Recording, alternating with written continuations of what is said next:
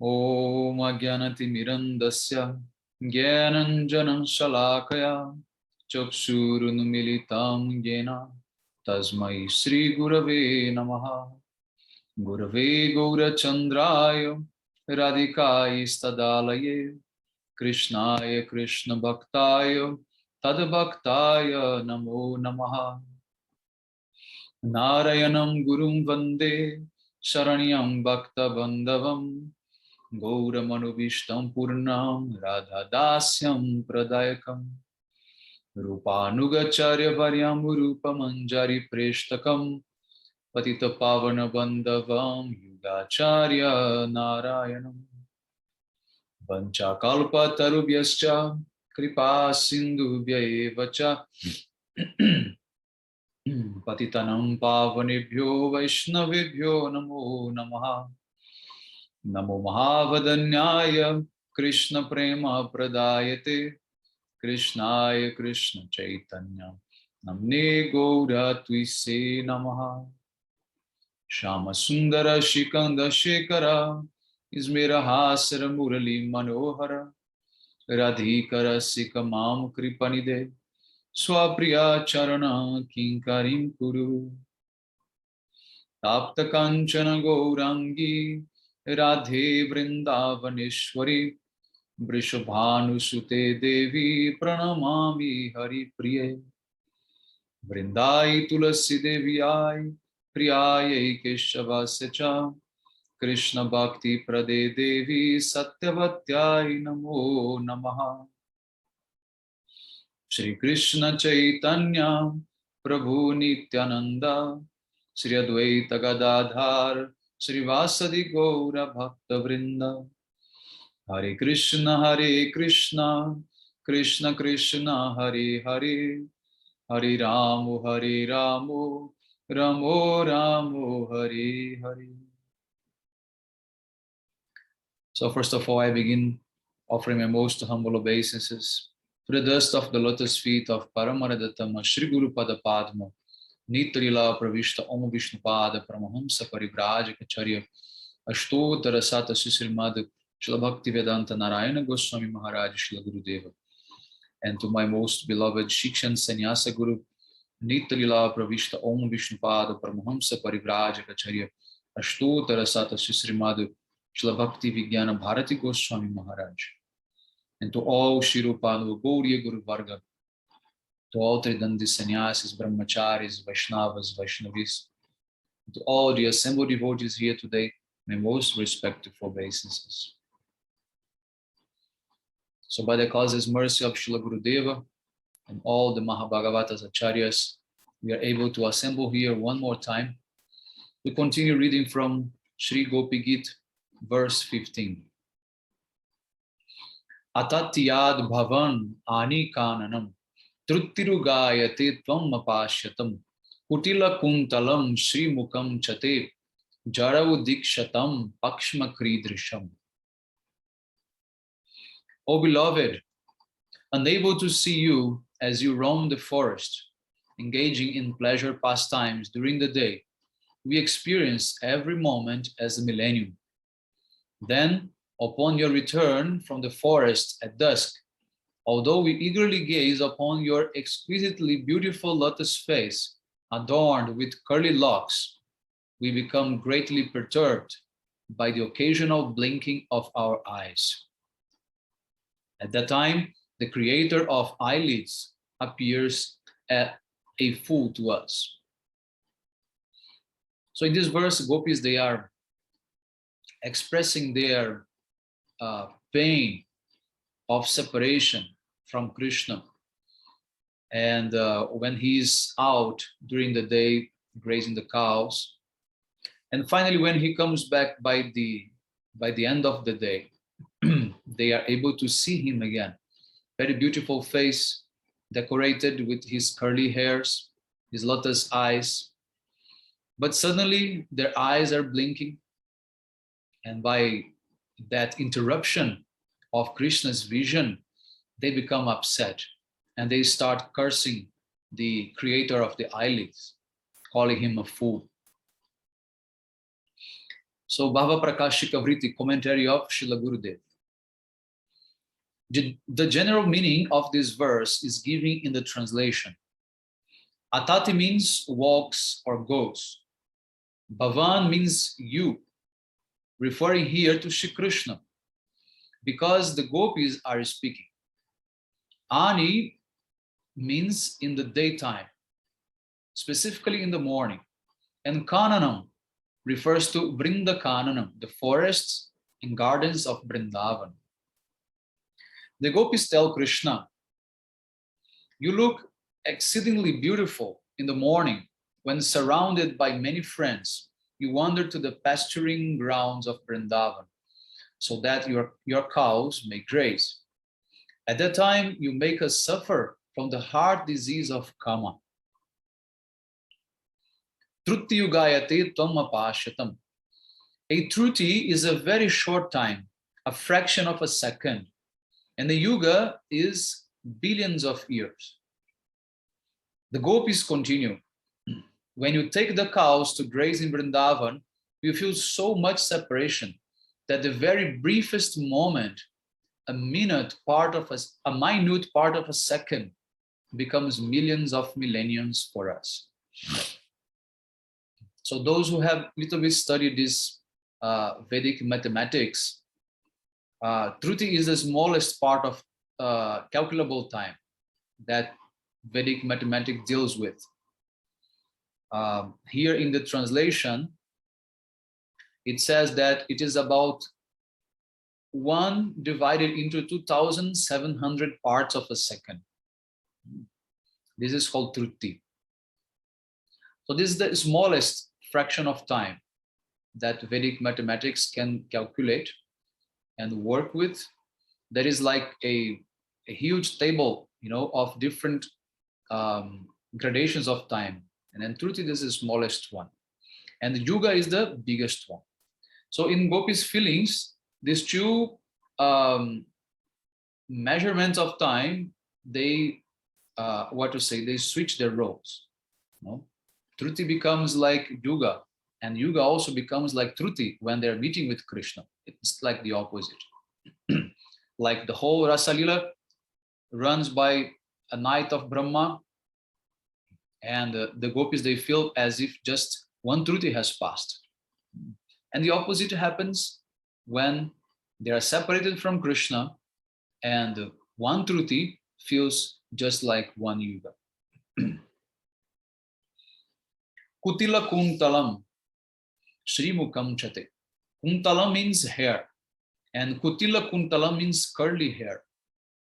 The gopis say, you also look exquisite when you return home in the evening. Your curly hair falling here and there as it covers part of your lotus face. At that time also, you give us intense anguish, tormenting us with the affliction of Kama. You remember a few verses before, we read how whatever black spot is there enhances the beauty of some object, right? So Krishna's black curly hair enhances the beauty of his face. The black dot in the eye enhances the beauty of the eye color. In the same way, Krishna is like the black dot among the gopis and make gopis even more beautiful in Krishna's presence. Jara udikshatam. Udikshatam means of those who are looking very carefully and with great eagerness to see. We are greatly eager to see your lotus face, the gopis say. Everyone in Vrindavan, whoever one may be, father, mother, man, woman, or child, says that Brahma, the creator of eyelids, is certainly dull and foolish, Jara. He has given us only 2 eyes, and even those 2 eyes have lids that interrupt our vision. If we were in Brahma's place and he was in ours, we would have given him millions of eyes without any lids. This is the general meaning of this phrase. And there is another. Krit means the creator, but it also means he who cuts. Te jara can also be understood in two ways, because in Sanskrit, if a word ends with a and it precedes the word beginning with a, that a is omitted. So accordingly, te jara can also be understood as te jara, means a jara. In this case, the gopis are saying that anyone who can cut off his own eyelids, enabling himself to see forever without any obstacle, is surely very wise, a jara.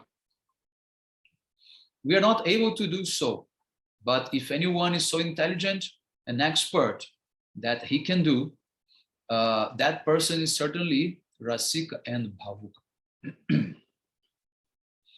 Srila Vishwanatha Chakrabarti Thakur further reveals the gopis' words. Weeping and searching for Krishna, they say, it is not your fault that we are agonized by separation from you. It is our own misfortune. We suffer unbearable separation in your absence. And it is the same when we see you in the evening. When you return home from the pastures with all the cows and cowherd boys, we see you for only a moment. We want to relish your beauty at that time, but we cannot. There is never enough time to see you to our full satisfaction. For as soon as we catch sight of you, you go to Mother Yashoda's house. Besides that, our eyelids obstruct our vision as we look at you. And sometimes our eyes fill with tears. Sometimes the hooves of the cows rise so much dust that we cannot see you. And at the same time, Nanda Baba, Mother Yashoda, and all the other elders come to greet you. Furthermore, if Jotila, Kutila, or our husbands were to see us looking at you, and a mountain of torment would come upon our heads. So we are not free to gaze upon you. There are numerous problems, and we understand that they are all caused by our own misfortune. This misfortune makes us suffer under all circumstances, both in separation from you and in meeting with you. So by this statement of the gopis, you can realize that the gopis, they're always suffering anyway. And that is the same conclusion that Krishna came when he was in Prema Sarovara with Srimati Radhika. And Radhika was lying on his on Krishna's lap only. But still she was thinking that Krishna was not there. And then what Krishna said, oh, it's very strange, this mood of Radhika. If I am not with her, she looks everywhere and she thinks that I am there. But if I am here with her, still she can think she's not, that I am not with her. So better if I don't come more close to her. And then she will be always meeting with me inside. She will look to the tamal trees. She'll look to any other thing which may give us her some type of stimulus. Then Krishna, he becomes really like hopeless about meeting with Radha again. And then he decides, I'm going to leave Vrindavan. I will let Radha be in completely separation, at least physical separation, but inside she'll be always meeting with me. So next line, Tvamapashyatam means for those who do not see you. The gopis say, at 9 in the morning, you take the cows out to graze in the pasturing grounds. And at a time, we are not the only ones who feel separation from you. Everyone in Vrindavan suffers because they can no longer see you. All the Brajavasis suffer, including Nanda Baba, Yashoda, and even the calves who cannot go with you. So not only we, but all the Brajavasis are suffering because time does not want to pass by for us. It seems that it has stopped still. When we do not see you, time is fixed, and that is why you do not come to us. So many yugas pass, but still you do not come. Suppose someone is very sick and crying from intense pain. At night, he cannot sleep. He stares at the clock, which shows the slow passage of time. 1 o'clock, 2 o'clock, 3 o'clock, 4 o'clock. The patient continually looks at the clock and wonders, when will morning come? When will morning come? For that person, a minute or a second appears like a month or more. Similarly, according to the gopis, all the Brajabasis feel that a moment in Krishna's absence appears like a yuga. Why do the gopis think like this about the other Brajabasis? The cause is their Mahabhava for Krishna, their attachment to him. No one else can actually feel as they do. Their prema is so elevated that they feel a moment of separation to be like a yuga. And conversely, in a yuga of meeting, time passes away very quickly for them. It is not like that for us. This experience is only for those who have crossed the various stages of prema. No one else can feel like the gopis, who have not only attained prema, but also sneha, man, pranaya, raga, anuraga, and so on. This advanced stage of separation will only come when one has passed through all these stages. Although only the gopis feel like this, they think, everyone else feels more separation than we do, and everyone is more elevated than us. So this is another symptom of advanced devotees, when they become really humble and when they see what they have inside projected in everyone else.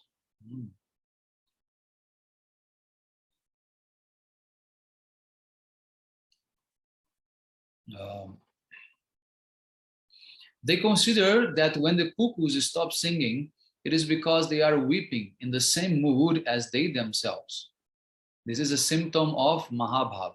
So in the symptom of Mahabhav, there is the, what to say, empathy, no?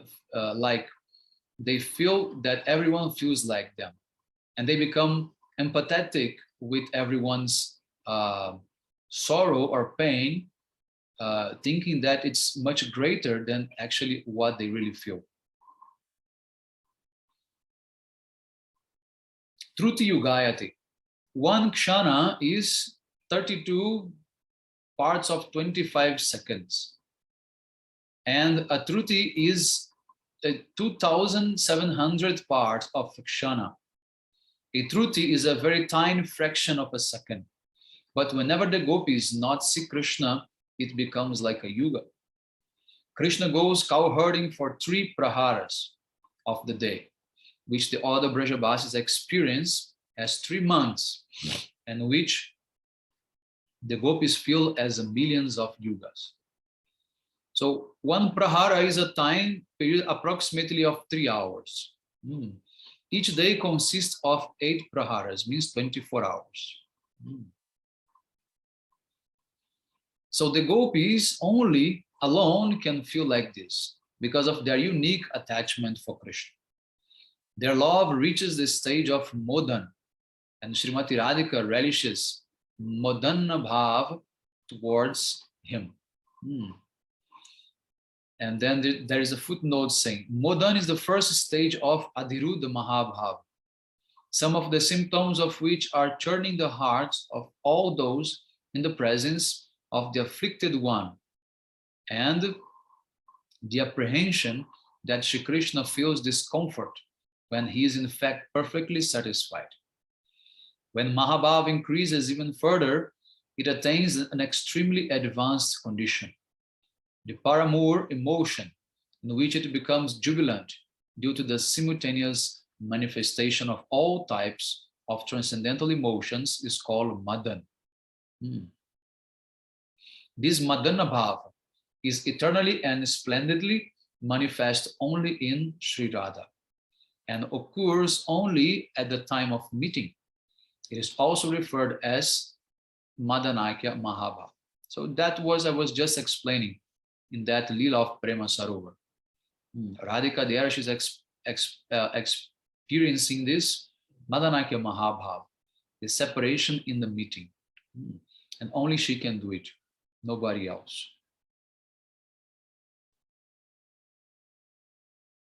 So if a man dies, his father, mother, and wife will all weep for him. But the person who has the most attachment to the dead man will cry the most. It may be his wife, but if she has some connection with another man, she may be very satisfied by her husband's death. If a son has caused suffering to his father and mother, they will feel grief for his passing, but perhaps not so much. However, if he was very obedient to them, they will continuously weep for him. The degree of separation a person feels depends on the extent of his love. The gopis tell Krishna, in the evening, we eagerly wait on the path, thinking, when will Krishna come? When will Krishna come? Then when you return, we consider Brahma, having created eyelids, to be a fool with no wisdom or intelligence. He should have given eyelids to ordinary people only. Why has he given them to us gopis? It is for this reason we say that you give us so much suffering, whether we are in separation from you or we are meeting with you. Srila Jiva Goswami's explanation of the word Pakshimakrita is similar to that of Srila Vishwanatha Chakravarti Thakur, who says that Krit means to cut. So the gopis say, those who are expert enough to cut off their eyelids are intelligent and very rasik, unlike Brahma. We cannot do this, so we are also unintelligent. We want to see Krishna when he returns in the evening, but we cannot do so. We have no chance to see him sufficiently, either in the morning, daytime, evening, or night. The gopis are singing their song at night. If you want to save us, you must come to meet with us at once. Otherwise, we will die. So this is the end of the 15th verse. Immediately by reading this, I remember the pastime of Bilva Mangala Thakur. Actually, he did the opposite. Instead of cutting his eyelid to see more, he just poked his eyes, not to see anymore. Because Bilva Mangala Thakur, he was attached to the beautiful forms of the material world. And he was intelligent enough to cut off that relation through his eyes. Therefore, he poked both of his eyes and became blind, completely blind, not to see this material world anymore. And after some time, after reaching Vrindavan, when he was performing bhajan for many, many years, finally he got darshan of Krishna and also Srimati Radhika, and he was able even to touch the lotus feet of Srimati Radhika in a very clever way. He caught hold of Radharani's lotus feet, and Radha asked him what benediction he wanted. Then he said, "Please, I want to have a darshan of both of you." And then he gets his eyesight back, and then he can see the beautiful form of Radha and Krishna. And after that, he begs them, please again make me blind, because I don't want to disturb this vision with any other mundane vision. So therefore, again, he became blind, just to keep that last and first and last vision of Radha and Krishna directly in his mind and heart. He wanted to keep that. So those who are really intelligent, those who are really rasik and bhavuka, they will always try to cut off these relations with material world and establish the relation with Krishna directly, always. This is the real mood. And here gopis, because they have no material attachments, they have no any type of deviation from Krishna. They are completely one-pointed. They want to uh, cut off their eyelids, but still they cannot do it. They are unable to do it. So therefore they lament, oh, we are also very unintelligent. We are also very fool because we have no courage to cut off our eyelids to be able to see Krishna fully. So let us continue then to the verse 16. Patisutam vaya bhratribandavam ativilangyate antyachutagata gatividastavod gita mohita kitavayoshita kastya jenshi. O Achyuta, you know very well that bewitched by the loud song of your flute, we rejected our husbands, sons, brothers, friends, and our entire family. Disregarding their desires, we disobeyed their orders and came to you. O cheater, who but you would abandon young ladies like us who have come in this manner to you during the night? So here in this verse, gopis are very angry with Krishna and they are calling him a cheater because after calling them to be with him at night and have to give up all their social, boundaries like families and relatives, etc. Now Krishna leaves them alone in the forest. What type of person is that who can leave these very, young ladies alone in the forest at night? So commentary of Srila Gurudeva Bhava Prakashika Vritti. The general meaning of the words in this verse is as follows. Pati means husband, Sutta means son, and Anvaya refers to the relatives of the gopis' husbands. The husband's father becomes the bride's father-in-law. His mother becomes her mother-in-law. His sister becomes her sister-in-law, and so on. All these relationships depend on the husband's relations. Bratri Bandhavam. Bratri means brothers, and Bandhavan refers to one's own father, mother, brothers, and sisters, and all other relatives. Means the dear ones, the most dear ones. They're all bandhu. While the husband's relatives, that is the gopis in-laws, are referred in this verse as anvaya. So gopis' own brothers and father, mother, etc., they're called bandhava, means dearmost. And the in-laws side is called anvaya, just like parampara, like lineage, anvaya. They are like successors of the husbands, like that. Those gopis whose relatives had prevented them from leaving the house when Krishna first called them with his flute song are also singing this verse. Some of them were in the homes of their husbands and were prevented from leaving by their husbands on their husbands and their husbands' relatives. Others were in their families' fathers' homes, so they were stopped by their own relatives. Those gopis had been kept in their homes, but the fire of separation in their hearts burned up any remaining obstacles to their meeting with Krishna.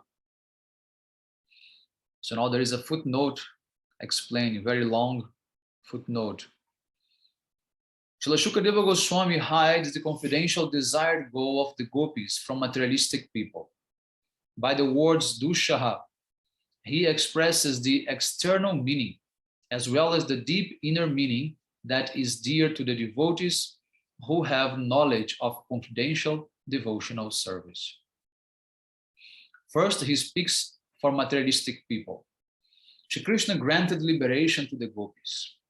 This means that when the gopis experience the acute pain of separation from their most dearly beloved, the inauspicious Ashubha in their beings vanished. The result of their auspicious activity was also destroyed as they experienced the bliss of embracing Achyuta in their meditation. Therefore, the bondage of past activity was destroyed. They attained the super soul. They attained the super soul by thinking of him as their paramour, and they gave up their bodies made of three modes of nature. Now he speaks for devotees. At the time of intense meditation, the gopis experienced extreme sorrow due to their fire-like separation from their beloved, and they also attained the unparalleled happiness of meeting with him. In this way, their desire was fulfilled. Furthermore, the immense suffering of separation from their dear most beloved humiliated all inauspiciousness. The intolerable fire of separation from one's beloved exceeds the power of all things that inflict death, beginning from the forest fire and ending with the Karlakutta poison, the severe and fresh poison of a serpent. In this fire, all inauspiciousness renounced its pride in its severity and, conceding defeat, began to tremble.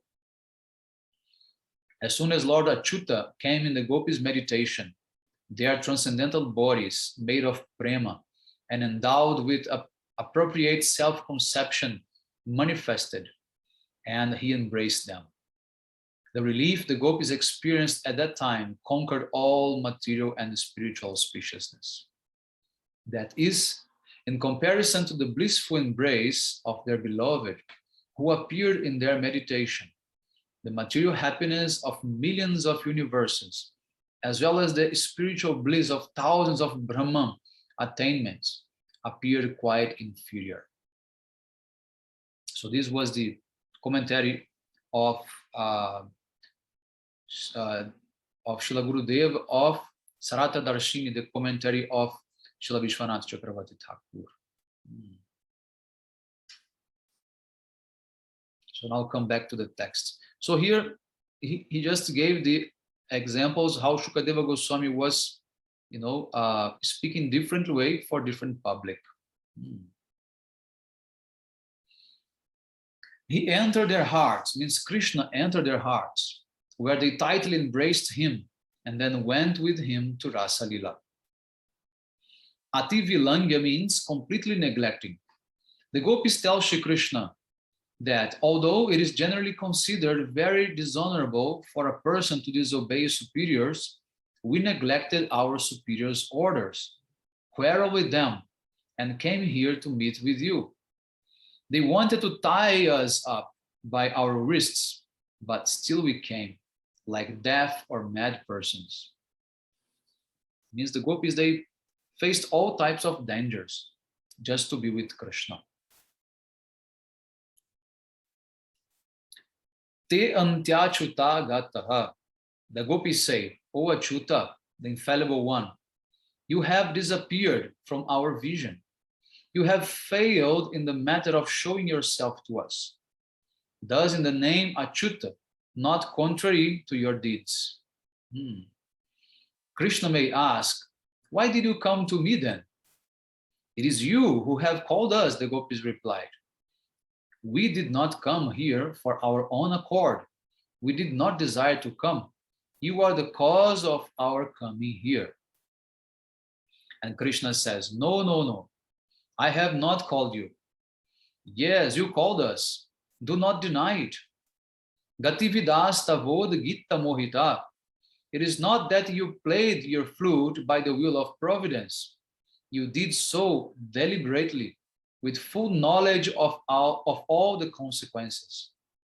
You knew that we would irresistibly attracted by your flute song, and that surely we would be unable to stop ourselves from running to you. And Krishna asks, if you know my intentions and my nature, then why have you come? It's a very good argument. If you already know who I am, if you already know that I'm crooked like that, then why you have come? You called us with your flute song, the gopis repeated. Come on, come on, come on. And we were unable to stop ourselves. We know about your nature, but your flute song is like a powerful spell. It bewildered us, and we came to you. So actually the gopis, even knowing Krishna's nature, they have nothing to do. They love him anyway. They want to come to him anyway. Kita Vayoshita, you are a cheater. What is more, you cheat only for the sake of cheating. One cheats others in order to gain something, but you gain nothing. Such behavior is foolish. You could have gained something from our meeting, but instead you disappeared without gaining anything at all. You cheated us by your flute song. Why did you call us in the first place? It was simply pointless. We understand that we have been cheated by you, but in cheating us, you have also been cheated. This is a very important verse. So many moods are hidden here, which cannot be openly discussed. Again, Srila Gurudev is putting some limits, and although he is already speaking so much to us, but still there is so much more to speak. But he said, no, cannot be openly discussed. In Sarata Darshana, Srila Vishwanath Chakravarti Thakur explains the words of the gopis who tried to leave home to meet with Krishna, but were initially prevented from doing so by their relatives. We were very pleased to be in our homes with our fathers, mothers, husbands, and other relatives. Why have you called us here? To come here, we disobeyed the orders of our elders and superiors. And now we are ready to take our final breath. We are surely about to die. So what did we gain from disobeying them? Achyuta means infallible, or one who never fails. Here the gopis tell Shri Krishna, you are certainly infallible in your great obstinacy. Suppose a boy is bitterly weeping for a particular toy, but for some reason his father and mother will not give it to him. They give him a variety of sweetmeats and many other toys, but he will not accept what they offer, maintaining the same stubborn attitude for days. The gopis are telling Krishna that he is like this. Oh Krishna, your mind is single-pointed to the point of obstinacy. We have been weeping continuously due to our longing to see you and calling you because of our grievous suffering. Still, you are determined to not meet with us. Your determination to make us suffer is relentless, and thus you are achyuta. You never fail to give up us suffering. So previously, we were under the impression that you are called achyuta because you never fail to exhibit your many refined qualities. But now we understand that you are achyuta because you never fail to exhibit your cheating. So Krishna may say, oh gopis, you say that you know I cannot give up this habit of mine. Why then did you come in the night like this? Exasperated, the gopis reply, we have not come by our own will. You have brought us. How did I bring you? Krishna is asking. We were controlled by the sound of your flute. The melody of your flute eagerly called our names. It told us that you were bitterly weeping and on the verge of fainting. It also told us that you cannot live without us. When we understood this, we became like mad women and came running here. We disobeyed our superiors and did not care about the future consequences of our actions. At that time, we could not think about these things at all. So you can see that Krishna, by the flute, he's not only calling the names of gopis, he's also arguing with them and expressing so many things like he's talking through the flute sound. How many arguments he's giving to them that they should come. So Krishna says, if your words are true, if that is really how you came, then you are foolish. O ignorant cowherd girls, you will thus have to suffer. And the gopis reply, O cheater, we have come to you by our own will. Yet you do not value us. A person must make considerable endeavor to obtain gold. So how much more effort is required to obtain Chintamani, a wish-fulfilling gem, which is so rare? You are just like someone who secures a Chintamani by extraordinary fortune and then throws it away. Such a person is completely foolish. We are like that Chintamani. It is impossible for any male to attain our association. It is impossible even for Narayana. What to speak of others? But still, we have come here. Due to your good fortune, you have gained Chintamani automatically, without making any separate endeavor for it. Furthermore, you have not only attained one Chintamani, actually millions of Chintamani gems have come to you. And you should understand your good fortune, but you are Achyuta. You obstinately maintain your habit of cheating. So here now you see how gopis, they are praising themselves. They're calling themselves Chintamani. This is very rare, very rare situation. But sometimes they can do it just to defeat Krishna somehow and show how Krishna is actually missing the point. Because of course they know their qualifications, and sometimes these things also come out. Moreover, gopis say, you are a coward. You are afraid of society. You are afraid of our husbands and relatives. And what is more, you are cruel and hard-hearted, because now you have left us. You have no mercy at all. You are like a hunter who pursues many beautiful, sweet deer.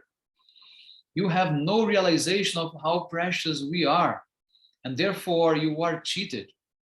You have cheated us, but you also have cheated yourself.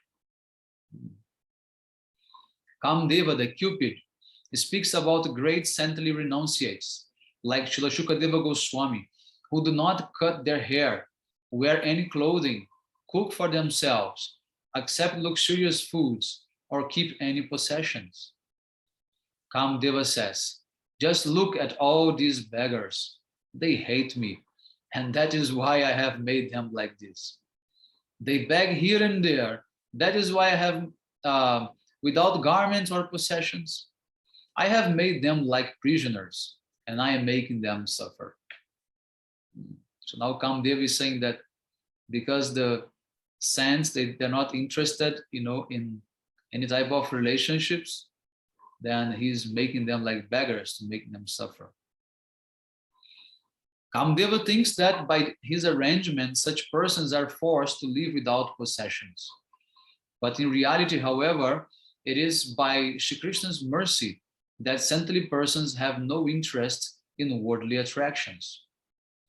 Kamdeva thinks that he has cheated the saintly persons, but in fact, he's cheated by them. Similarly, the gopis tell Krishna that in the process of cheating them, he has actually cheated himself. In Vaishnava Toshani, Srila Jiva Goswami explains the words Gopi-gita in a special way. Gopi-gita means one who understands another's movements and moods, and it applies to both Krishna and the gopis. The gopis tell Krishna, we understand your motives. When we hear the melody of your flute, we at once understand that you are calling for us and cannot live without us. We know that you are very lusty. The word Gopi-gita has another meaning when applied to Krishna. The gopis continue. You are also Gopi-gita because you know that in the sound of your flute enters our ears, we can no longer remain in our homes. You know that as deer come to a hunter when they hear the hunter's flute song, so we come to you. You are so expert at sweetly playing your flute that all varieties of sounds and melodies blend into its song. Its melody trembles and quivers as it rises from the lower notes to the higher notes, and then falls again. You know many ragas and raginis, which are so beautiful that everyone is attracted to them. And you are expert in knowing which sound and melody is able to attract different people and creatures. That is why we have come to you, just like deer. So you see, actually, when he said that Krishna, he plays his fifth note for calling the gopis, but actually this fifth note is not like one note. Actually, this is a many notes together, which calls the fifth note. That is one explanation of Srila Jiva Goswami Pad. He gives this understanding that actually Krishna goes up and down in so many different melodies and notes, which are based on the fifth note. And when he's very eager calling the gopis, he starts actually to call their names by mouth. And by that, he stopped playing the flute and he started like chewing the words, trying to like whisper the names of the gopis, especially the name of Radha in the flute itself. Like he loses his control of playing like that. So in the same way, it's being said here that you go higher and low in the notes, and then it falls again. You know many ragas and raginis. This is what the gopis are hearing. Actually, Krishna, he talks to them by the flute song. It's not just a calling. There is like a lot of interaction in between with that flute song. So Krishna asks, I know that you are very steady in your chastity and you do not act against your very strict nature. So why have you come?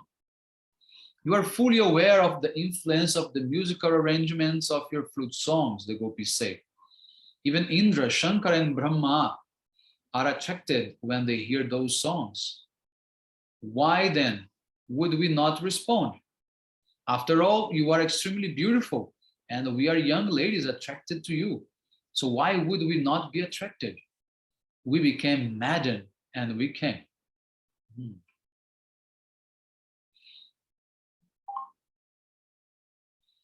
Kitavayoshita kastya jennishi. Kitava means cheater. The gopis say, no one but you could leave such beautiful, sweet young ladies on the bank of the Yamuna on such a cool, enchanting night. Oh fraud, no cheater in the world cheats as you do, abandoning what you gain by deceit and thus cheating yourself. Your cheating is contemptible, even in a society of cheaters. You are truly achyuta, because you cannot live without cheating. Duplicity is your favorite quality, and therefore your name is justified. This verse has many more meanings hidden within it, but I have not touched on them. You will be able to understand them by performing bhajan. So again, Srila Gurudev dismissed the case. So we are just about a few paragraphs to finish this verse. So let us continue thoroughly and just conclude this another verse. So there are 4 kinds of gopis. Swapaksha means Sri Radha's own personal party. Vipaksha, her rivals. Tatashta, those who are neutral to her. And Surid, those who are friendly to her. Each of the verses may be spoken by any of these 4 groups. And each verse has 4 different meanings, corresponding to the respective moods of the different groups.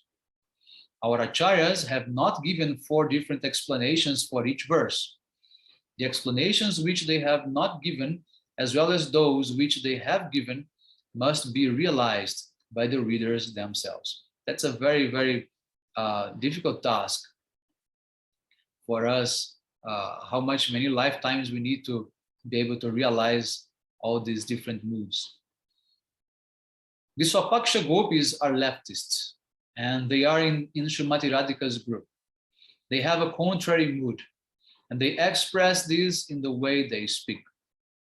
The gopis in the Vipaksha group are right-wing and are in Chandravali's group. They have a submissive mood and express themselves in prayers to Krishna. The Surid and Tatashta gopis are between the Swapaksha and the Vipaksha groups, with the Surid gopis such as Shamala being closer to the Swapaksha mood and the Tatashta gopis such as Bhadra nearer to the Vipaksha mood. We should understand that a gopi who speaks in a contrary mood with man is Radhika, Lalita, or Vishakha, or some other Sakhi in Radhika's party. At other times, Chandravali is speaking, sometimes Shamala and sometimes Bhadra. Sometimes the gopi's mood will also change because as she sings one verse after another, she experiences many conflicting thoughts and feelings. Sometimes the gopis feel extreme happiness and sometimes intense sorrow. Their moods are changing like waves in the sea. Sometimes those waves are very high, sometimes rolling in its direction or that. I hope that you will develop some taste for these topics, which are very profound and difficult to penetrate. Always be careful to avoid lustful thinking or to consider the gopis' transcendental sentiments as ordinary lust. Pray to this book and pray to these verses. These verses are mantras containing the words uttered by Shri Krishna and the gopis, given to us so that we may understand and follow them. In their commentaries, Srila Jiva Goswami and Srila Vishwanatha Chakravarti Thakur have prayed to the gopis for their mercy. Even Srila Shukadeva Goswami cannot fully understand all these topics, but he has tasted something of them by their grace and mercy. And we also pray at their lotus feet that we can understand something. Whatever we speak, whatever we think, whatever we taste is only by their kindness. Without their charitable compassion, no one can realize these topics. So a very beautiful message of Srila Gurudev by the end of this verse 15. So we're going to stop here. Hare Krishna.